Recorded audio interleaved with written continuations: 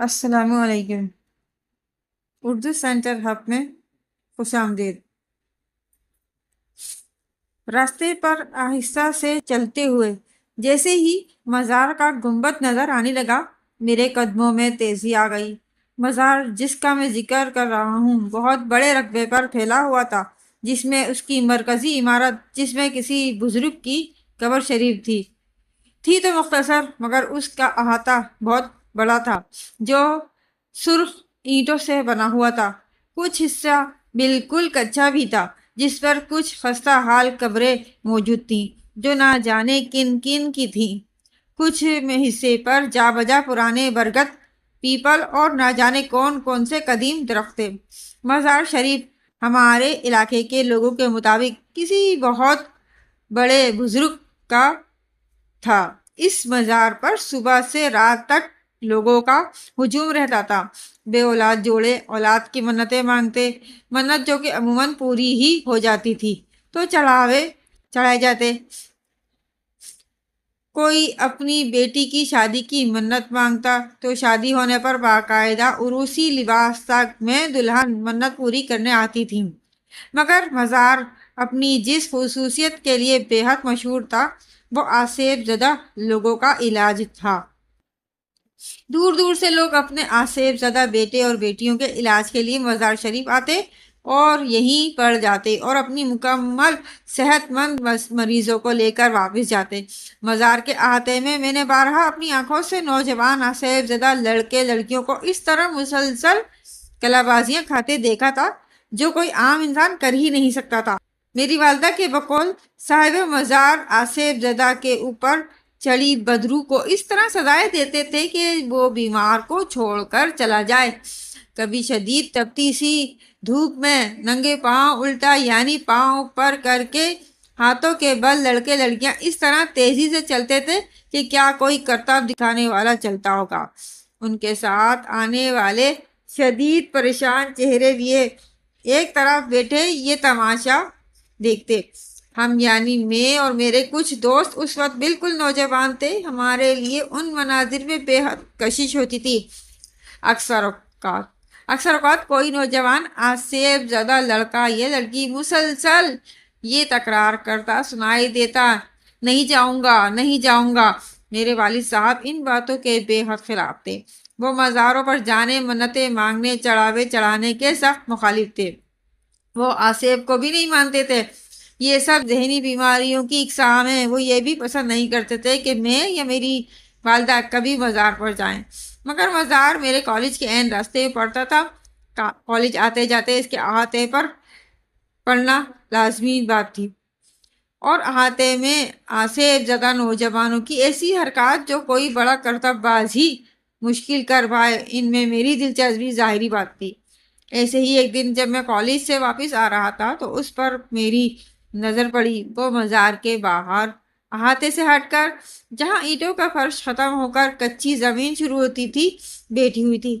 گو کہ اس کے سر پر دوپٹہ اوڑھ کر اپنے ارد گرد اچھی طرح لپٹا ہوا تھا، مگر پھر بھی خود اندازہ لگایا جا سکتا تھا کہ وہ بالکل جوان لڑکی ہے۔ اس نے اپنی ہتھیلیاں آپس میں جوڑی ہوئی تھی۔ چہرے کا زیادہ حصہ دوپٹے میں چھپا ہوا تھا، مگر جتنا حصہ نظر آ رہا تھا وہ بے حد گورا اور خوبصورت تھا۔ گھر آ کر مزار شریف اور اس پر بیٹھی وہ لڑکی بالکل ذہن سے نکل گئی۔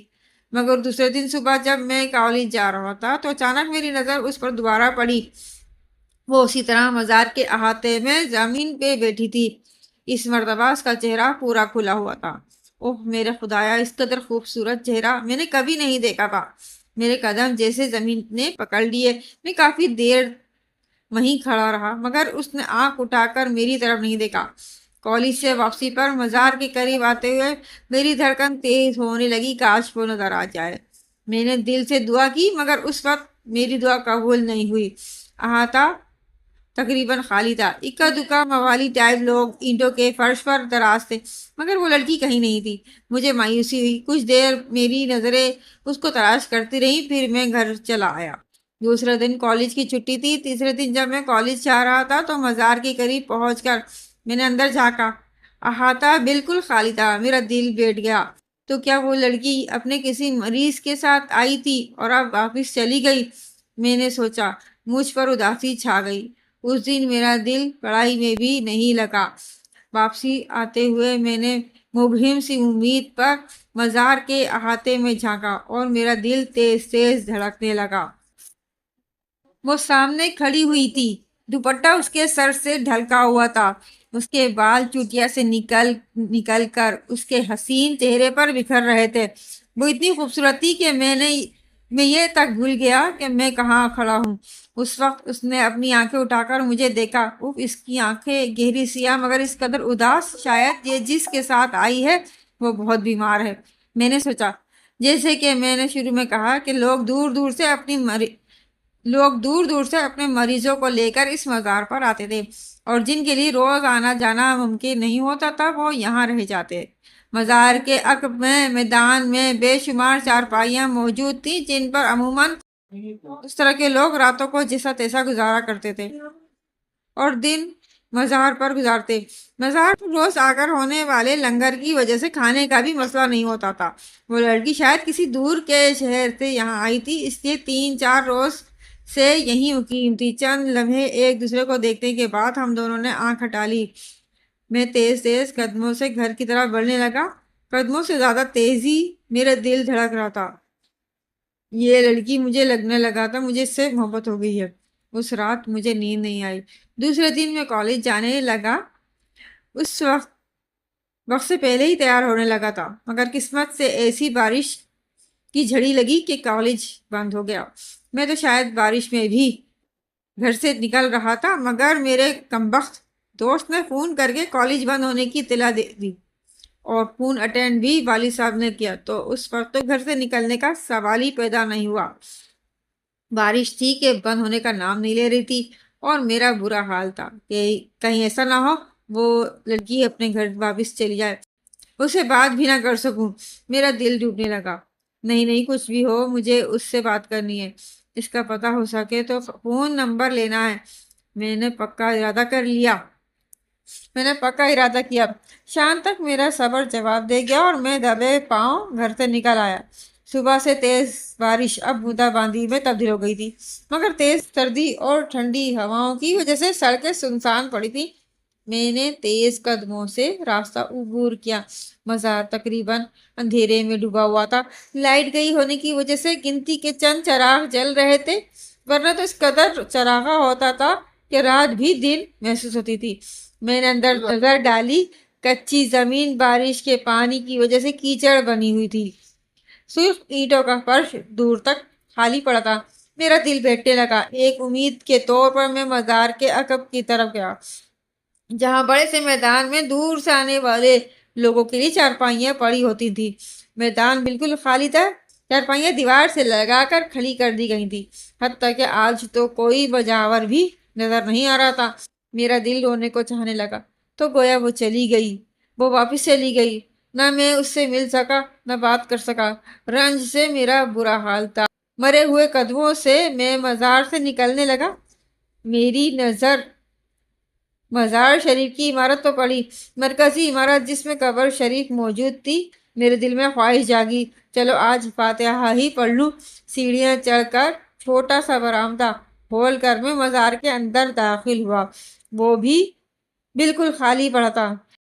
میں نے فاتحہ کے لیے ہاتھ اٹھا دیے اور میں نے فاتحہ پڑھ کر چہرے پر ہاتھ پھیرا تو جب میری نظر اچانک اوپر پڑی، مزار کے بیچوں بیچ قبر کے عین اوپر چھت کے ساتھ، جی ہاں چھت کے ساتھ، وہ الٹی لٹکی ہوئی تھی۔ میرے منہ سے اتنی خوفناک چیخ نکلی، میرا دل پھٹ جائے گا اور میں بے ہوش ہو جاؤں گا۔ اس کے کھلے بال جیسے زمین تک آ رہے ہوں، اس کی آنکھیں، جی ہاں وہی آنکھیں جو مجھ سے اس دن ٹکرائی تھی، جس سے میں اس کی محبت میں گرفتار ہو گیا تھا، آج ایسے لگ رہا تھا ان میں سے خون نکل رہا ہو۔ آج اس کا حسین چہرہ باقاعدہ کسی بدروح کا چہرہ تھا۔ اس کے ہاتھ آپس میں جڑے ہوئے تھے جیسے وہ معافی مانگ رہی ہو۔ میں پاگلوں کی طرح چیختا ہوا باہر بھاگا۔ جب باہر نکلا تو کیا دیکھتا ہوں کہ بہت سے لوگ باہر تھے جو آپس میں باتوں میں مصروف تھے۔ سب نے ایک لمبی چادر کے ساتھ اپنے آپ کو ڈھانپ رکھا تھا۔ میں ایک دم چونکا کہ جب میں یہاں آیا تھا تو یہاں کوئی بھی نہیں تھا۔ پھر اچانک اتنے سارے بندے، میں حیران بھی تھا اور خوش بھی۔ خوش اس لیے کہ اتنے سارے لوگوں میں مجھے کچھ نہیں ہوگا، میں کسی سے مدد لے لوں گا، اور حیران اس لیے کہ جب میں آیا تھا تو یہاں پر کوئی بندہ نہیں تھا، کہیں یہ بدرو ہیں تو نہیں۔ اپنے آپ سے سوال کیا، اگر ایسا ہوا تو آج میرا بچنا ناممکن ہے۔ میں نے ہمت دکھائی اور بڑا مزار اور مزار کے برآمدے سے باہر کی طرف جانے لگا۔ جب میں نے ایک دو قدم اٹھائے تو سب میری طرف متوجہ ہوئے اور میری طرف آنے لگے۔ ان سب نے چہروں سے چادر ہٹانا شروع کر دی تو میں یہ دیکھ کر حیران رہ گیا، یہ سب بدروہیں ہی تھی۔ میرے منہ سے ایک چیخ نکلی، میرا دل اتنی تیزی سے دھڑکنے لگا جیسے ابھی بھاری آ جائے گا۔ خوفناک آنکھیں جیسے آگ برسا رہی ہوں۔ ہمت دکھائی اور فوراً مزار کی طرف لپکا، لیکن جب اندر دیکھا تو وہ لڑکی اور باہر وہ سب بدرو ہیں۔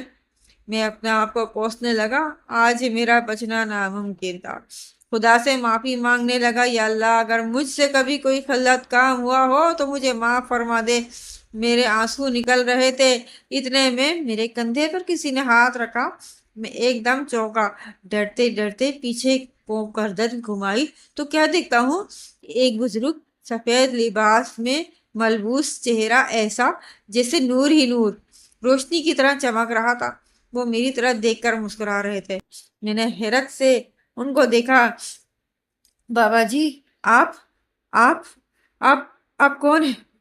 میری آواز جو نکلنے کا نام ہی نہیں لے رہی تھی۔ انہوں نے مجھے اوپر اٹھنے کا اشارہ کیا۔ میں بمشکل کھڑا ہو پا رہا تھا، میری ٹانگیں کانپ رہی تھی، میں اپنے آپ کو بے بس محسوس کر رہا تھا۔ بزرگ بابا جی نے کہا، اللہ کا ذکر کرو۔ میں اتنا ڈرا ہوا تھا کہ ایک دفعہ بابا جی کو دیکھتا، ایک دفعہ ان بدروؤں کو جو میری طرف آ رہی تھی۔ میں نے اپنی آنکھیں بند کی، اونچی آواز میں پڑھنے لگا۔ جو مجھے آتا تھا میں پڑھتا رہا، اور جب میں نے آنکھیں کھولی تو وہاں کوئی نہیں تھا۔ میں نے اللہ کا شکر ادا کیا اور ذکر جاری رکھا اور گھر کی طرف دوڑ لگا دی۔ گھر پہنچا اور بے ہوش ہو گیا۔ گھر والے بتاتے ہیں کہ مجھے تیز بخار چڑھ گیا تھا اور میں بہکی بہکی باتیں کرتا رہا تھا۔ نہ جانے کتنے دنوں میں جا کر میں ٹھیک ہو سکا اور میں نے دوبارہ کالج جانا شروع کیا۔ ہاں، مگر ایک بات ہے، راستے سے گزرتے ہوئے پھر میں نے کبھی دوبارہ مزار کی طرف نگاہ تک نہیں اٹھائی۔